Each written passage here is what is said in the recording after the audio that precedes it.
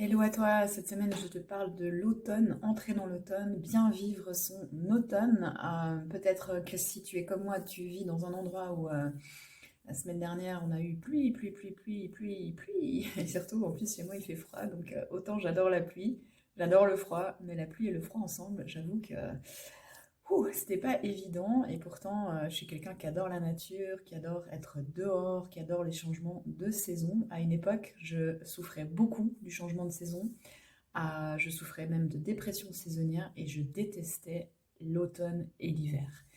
Aujourd'hui, j'aime beaucoup ça, j'ai beaucoup plus de facilité à vivre dans le moment présent, à vivre chaque instant, à être dans les cycles, à respecter les cycles de l'automne et les cycles de mon rythme naturel.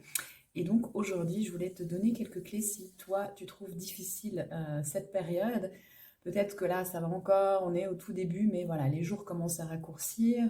On sait que fin octobre, ils vont encore raccourcir un petit peu plus. Souvent, novembre, hein, c'est vraiment le mois un petit peu déprimant entre deux. Il n'y a pas encore les sports d'hiver et voilà, c'est assez gris, etc. Dépendant de où tu habites, bien sûr. Il y a aussi voilà, le froid, le fait qu'on peut plus faire les mêmes activités. Donc il y a une notion en fait de deuil à faire, les choses qui finissent. Et ça peut être une réflexion intéressante sur quoi ça vient appuyer en fait, parce que la blessure du deuil, elle peut avoir plein de niveaux et rappuyer sur un bouton d'un autre deuil. Perte de travail, une perte de relation, la perte de quelqu'un. Donc ça peut être intéressant à observer et comme tu le sais maintenant si tu me connais un petit peu, le premier conseil c'est l'acceptation, c'est-à-dire d'aller voir les émotions. Si je suis pas très bien, je suis un peu triste, nostalgique ou voilà, un peu en colère parce que peut-être je m'en veux, j'ai pas fait tout ce que je voulais faire cet été, etc. C'est juste déjà d'accueillir ça, de prendre un temps de pause, d'observer et puis bien sûr d'amener de la compassion sur tout ça. L'automne, c'est une saison qui nous invite à ralentir et à s'autoriser à se reposer. Donc c'est surtout pas le moment de se dire oh là là, c'est déjà bientôt la fin de l'année, il faut que je mette les bouchées doubles et puis que je rattrape tout ce que j'ai pas fait. Non, laisse tomber ça, tu vas juste aller droit dans le burn-out. Donc prends soin de toi, arrête-toi, repose-toi, cocoon-toi. À une époque, moi j'avais carrément fait une liste des choses sympas à faire en automne-hiver pour me motiver avec des amis. Donc voilà, une autre clé c'est trouve des activités qui te plaisent, que ce soit de continuer d'aller dehors simplement en t'habillant un petit peu plus, en te préparant pour être confortable, ou des activités à l'intérieur, que ce soit aller te faire masser, aller au spa, faire des jeux de société avec tes amis, lire, bricoler, cuisiner, créer, continuer d'activer cette joie intérieure, ça va être vraiment très important, tout en alternant avec des moments de repos. Souvent, changement de saison, on peut avoir un coup de fatigue, et là aussi, avec l'automne, un coup de déprime.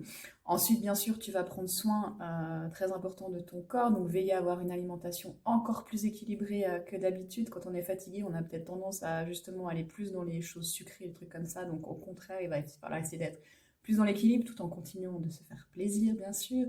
Tu peux utiliser des compléments alimentaires, notamment la vitamine D pour le manque de luminosité. Si tu souffres vraiment du manque de lumière, je t'invite à t'acheter une lampe de luminothérapie pour pratiquer ça, avoir de la lumière. Il y a aussi des lunettes en chromothérapie qui sont très intéressantes pour t'aider à voir la vie avec des couleurs. Donc il faut essayer de trouver des astuces qui fonctionnent pour toi, qui t'aident. Et peut-être il y a des choses qui marchent pour toi, des choses qui ne marchent pas pour quelqu'un d'autre. C'est vraiment à toi d'essayer de tester, mais rester motivé à essayer des choses. En médecine chinoise, on dit aussi qu'il faut prendre vraiment soin de ses poumons, son système immunitaire. Quand le poumon ne va pas bien, c'est là qu'on tombe dans la mélancolie, le manque de motivation, la tristesse, voire l'anxiété. Donc moi, j'utilise beaucoup les exercices de respiration. Et si tu connais rien aux exercices de respiration, tu peux déjà juste 2-3 minutes par jour prendre des longues inspirations et faire des expirations encore plus longues pour vraiment diminuer le niveau de stress, t'apaiser et faire circuler l'air à l'intérieur de toi. Et tu peux aussi utiliser une huile essentielle qui est l'huile essentielle de Ravinsara, qui est très intéressante pour lutter contre les infections, mais aussi pour revenir dans l'âme, parce que c'est une huile, si tu la mets un peu sur ton troisième œil, qui va t'aider à te concentrer, à être plus dans le moment présent. Donc ça peut aussi être super pour méditer, en plus de t'aider à mieux respirer. Voilà, mais tout ça pour dire que l'automne et l'hiver ne sont pas une fatalité. Si j'ai pu changer, toi aussi, on a toutes les clés, il faut juste se déconditionner et puis prendre soin de soi. Et bien sûr, je suis à ton service si tu as besoin d'aide avec ça. Très bonne semaine.